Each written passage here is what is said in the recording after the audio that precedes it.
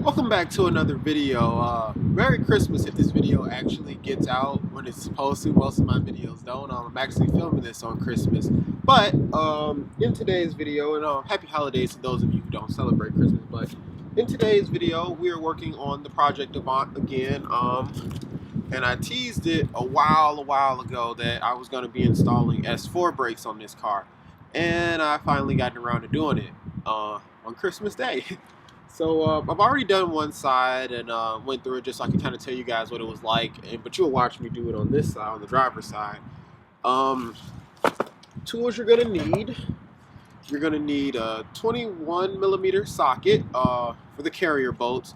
I just took the carrier off. I found that to be a lot easier when getting the old caliper off. Take those two bolts out. Comes off super easy. I suggest one of these little flexible ratchets.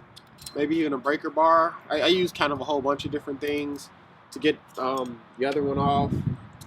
And you're also gonna need an 11mm wrench. There's a little bracket, I want to say, on the back of the factory caliper that holds like the sensor wires and the hard brake line and all that on. And you're gonna need a 11mm to get that off. And no, the 11mm, I'm sorry, you're gonna need an 11mm to get off the brake line. Now, there are those special brake line tools that you can buy, but a regular wrench does it and the car stops fine so far. So I would just say do that, and I believe it's a 10 mil for the bolt that holds on the caliper little bracket. There's a bracket, I'll show you guys as I'm going through, but there's a bracket, and I believe that's a 10 mil. And lastly, you're obviously going to need your S4 calipers. I got these from the junkyard. I know that you can buy like kits from various places, but these were like 60 bucks from the junkyard for both calipers and the carriers. Then I just went to Advanced Auto and got the pads and rotors, and I want to say the rotors were like $100 and the pads were like 30 or 40. Don't really remember exactly. It's been a while since I acquired all the stuff to do it. I just haven't had time to do it. But I'll put all that stuff in the descriptions down below. Let's go ahead and get started on this.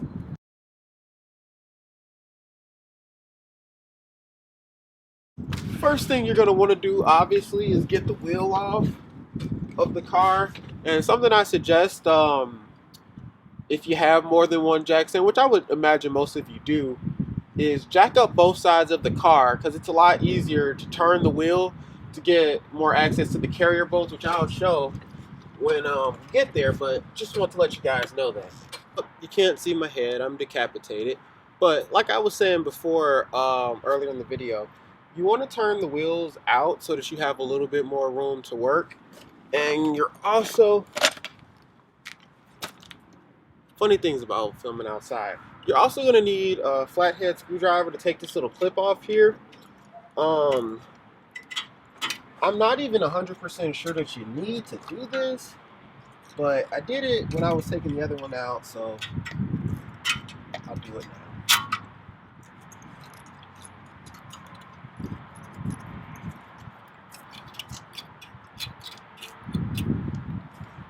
Or we won't. Okay, so like I said, two carrier bolts. They are back here. There. Okay. So you have one is right here, which I'll throw some footage of what exactly I'm talking about. It's right up here. You can't miss it. Then there's one directly below it in the same place. And like I said, those are 21mm bolts. You're probably going to, if you have an impact that's not garbage, your impact should be able to take them off easily. But if you have a Harbor Freight impact, unless I just have the wrong one, it can't take them off. So you're going to either need the strength of God or a jack handle, or just, I don't know.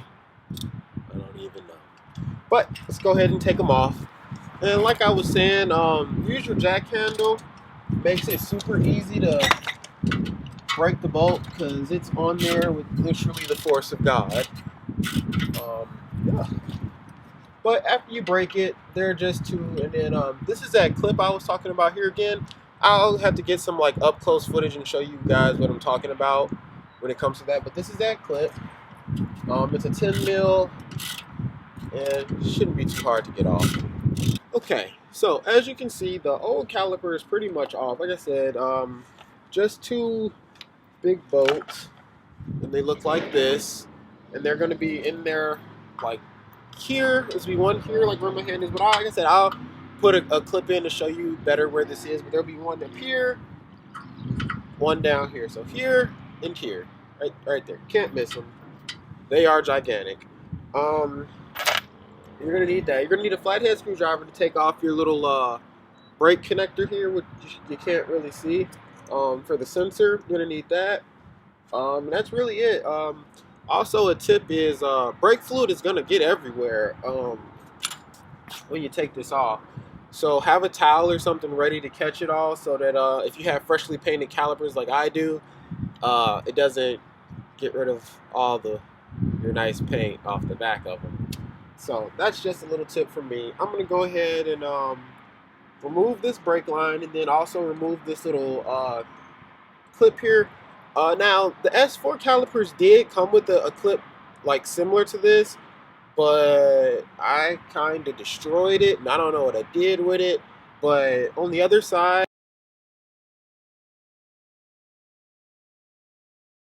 of the car, like I said, I already put the other one on. It seems to work just fine if you kind of leave it in there, but kind of move it out the way so it's not in the way of moving parts. But it works. So I may just see if I can just take all this off and then just plug everything up without it. But we'll get to that. Also, I forgot to mention, I'm not sure what this is. I think they call these triple squares. I don't exactly know. But you're going to need this because they're like little slide pins in the back of the carrier that you're going to have to take out to put the caliper on, which you'll see when I do that. But you're going to need a number 7, like this. So let's go ahead and get to this then.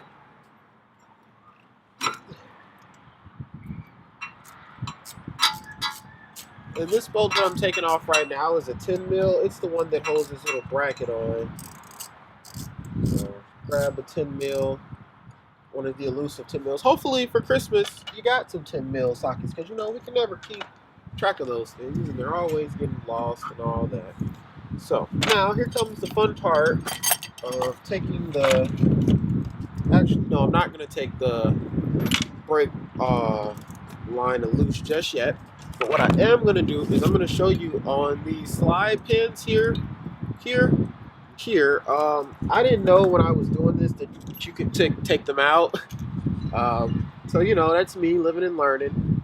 So I just masked them. So when I painted the thing, so hopefully you now know that these can come off. I didn't know that when I did this, and I only found out, in total transparency, I only found out that they could come out when I tried to put the calipers on and figured out, oh, those things need to come out to get them off. So like I said, it's this weird, I don't know, I'll try to find the name for this. Oops, sorry about that. I'll try to find the name and see what exactly this thing is called. But it's a number 7, whatever it's called. It is a number 7. So once you got those out, this is what you're gonna be faced with, the caliper carrier, and it's gonna go in like this. Now, when I first put it on, and again, I'll give you guys some video to show you what I'm talking about here. But it's gonna go on like, you'll see like where you took the old one out, and it slips in front of them. You'll see what I'm talking about when you're doing it on your own car. Plus, I'll show you. But we need to disconnect the brake line now and get the old rotor off. And the brake line is 11 mil. The brake fluid is gonna go everywhere when you get this off. But I found because when I put the passenger side on, I found it was just easier to take the brake line off first, because I kind of did it in reverse. I put everything else together and like kept the old caliper in the way while I was trying to do everything, and that just didn't work out too well. So you don't want to do that. So like I said, it's gonna leak fluid everywhere. You're gonna have to bleed the brakes anyway, though. So just let it sit there and leak. Here's your old caliper.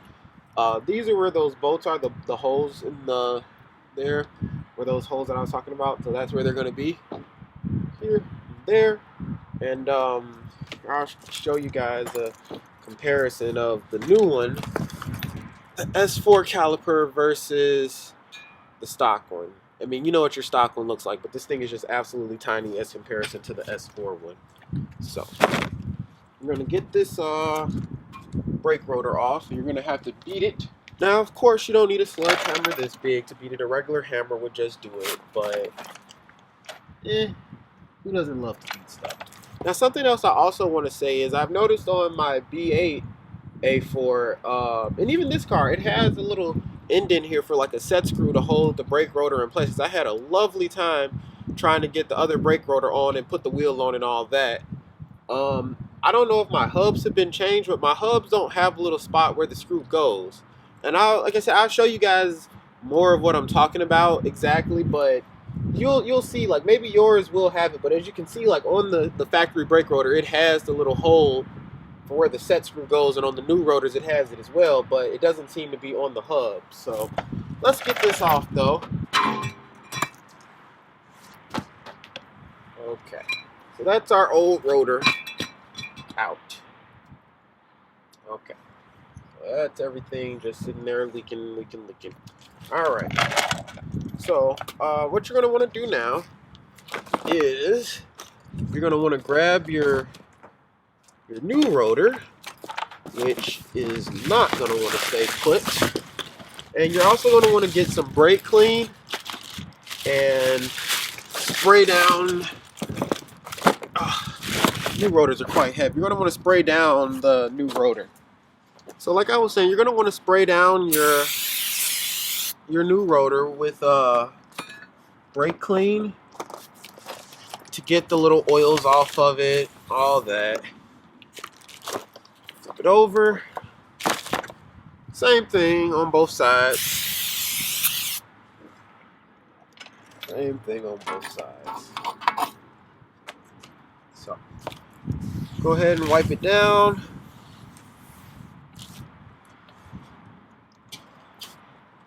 And like I said, I got these rotors from Advanced Auto, and like I said, they are very, very heavy. And I remember the rotors that were on the car that I got the calipers off of in the junkyard, they were also very heavy. So if you guys are doing this swap, and maybe you don't go with the exact setup that I go with, leave a comment down below and let me know what brake rotors you do go with. So when it comes time to change these, I may throw on some lighter ones, because obviously going to be getting an increase in braking performance, but I don't really know how well it's going to work out if you got what feels like another 40 pounds up here. So let me know how that works out for you guys. So we're just going to leave that there where it is. And we're going to go ahead and put the new caliper carrier on, and then put the caliper on. And that'll kind of help to hold everything together as you're doing this. Putting everything back together at least. But for the most part, everything goes back together the way that it came off. And it looks like we're going to need 2 lug bolts to hold this on here. And after all of that, you'll get the brake rotor on. Brake rotor, caliper, all that. And now, if I can find it, you're going to take the little slides with our mysterious socket, the 7. You're going to put those back in. And from here, you're basically just going to put your wheel, like after you get everything back together, you're just going to put your wheel back on, and you're going to bleed the brake. Actually, you want to bleed the brakes before you put your wheels back on. But I'm going to need help bleeding the brakes. I don't have one of those fancy one-person brake bleeders. And I can't just leave the car on jacks in, so I'll just have to put the wheel back on, take it back off, and do all that fun stuff again. But I'm going to wrap up this video. I originally shot another outro for this video outside, but my head was cut off, and I'm not going to go out like that. Plus, I need to show you guys a few things too, and let you know a few things about the video. So first thing is, I meant to kind of get a lot more angles than I did, but as it was going on I was kind of getting frustrated with doing the brake job on the car in general, so I didn't get as many angles as I did. But when you're doing this for your car, like on your own car, like everything is pretty much like kind of self-explanatory when you're doing it. So you guys will have no problem kind of figuring it out to yourself when you're doing it. Now, another thing I want to say is I mentioned in the video that I didn't know what I did with these clips. These are the original like little bracket things from the S4 calipers, and without having these, like, it caused me a whole lot of problem. Like, I tried to use the ones off of the my standard brake calipers, but I ended up messing them up. Ended up messing up this line here, causing a whole lot of problems. And long story short, I ended up having to go to the junkyard, get another like regular brake line like this one here. I just got it off of a B7 A4, like regular B7 A4, because I believe the caliper, the like B6 and B7 S4 calipers are the same calipers as the B7 A4 calipers, but the S4 just has different carriers to allow for bigger rotors. So I was able to get those off and it worked fine, and I would have saved myself a little bit of money, but I didn't know that I had these up in my little storage room. So that's that. So make sure you get that. I would also suggest that when you're doing this, that you may even want to like replace your brake lines while you're down there, because when I got ready to go and change out mine to connect everything back up, it was a pain, and I think I even like rounded off one of the nuts or something like that. And long story short, my trip to the junkyard was quite fun, getting all these parts again. And I mean, I could have ordered them, but going to the junkyard, I mean, there's plenty of cars in the junkyard and you could just get everything like that, and it's a whole lot cheaper. So I went that route and got that. And the next thing I want to tell you is I mentioned in the video that I didn't have a one-person brake bleeder. I ended up buying one of those because I had a bunch of issues, and I did eventually have help bleeding the brakes, but that didn't work out because the lines weren't connected right. So I ended up buying a one-person brake bleeder kit. So I would definitely suggest that you get one if you don't have one. There are plenty of videos on YouTube about how to make one. I went right to my local AutoZone and bought one, and it was like $10. So I mean, for the peace of mind, without having to like stress yourself out like I did, I would suggest go ahead and get one. In fact, I'll even link one on Amazon down in the description below. But I think I pretty much covered everything, and I think that's where I'm going to leave it off here. If you have any questions, feel free to drop them down below. I'll answer any questions that you may have about this process. And I've been driving the car around now because, like I mentioned earlier in the video, I did this on Christmas as when I originally started this whole process, and it's January 17th when I'm recording this part of the video. So I got to drive around and test it out on the car, and everything works pretty good, and no complaints, and the car seems to stop a lot better. I mean, I don't know if it's just a placebo effect, but it seems like it stops better. And plus the calipers look really nice under there.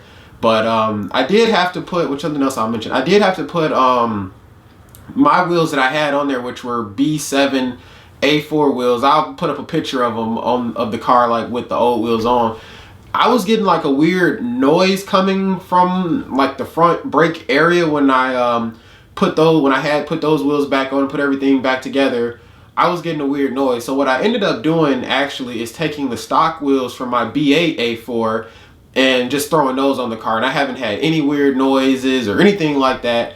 And again, I don't know if it was just like something was rubbing. I mean, it didn't seem like anything was rubbing. I put the wheels on, they cleared the calipers. The B7 wheels, at least, they cleared the calipers with like not even a finger to spare, but they did clear. So I don't know what that was about, but I got the B8 wheels on there and they look nice. Everything drives fine. That's all of that. So I would suggest maybe go with 18-inch wheels, or maybe you may have something different. I don't know. Could be something to do with the accident that my car was in when I originally got it. So I don't know. Your mileage may definitely vary, but that's where I'm going to leave this video off. That's where I'm going to leave this video at, and feel free to get subscribed. I got a couple other videos planned for the Project Avant, like interior trim removal. Found a car in the junkyard that had interior trim that I liked a lot better than that there. And that was a pretty quick little video to get that done. Actually, it probably wasn't a quick video, but that was a fun little project there, and we'll be on the lookout for that. Plus, I change the fender on the Avant. So if you need to know how to change the front fender on your car, be on the lookout for that video too. And then I keep saying that I'm going to make a video about the broken B8, but I installed a performance part on it, so be on the lookout for that video too. And that's going to be it. Thanks for watching.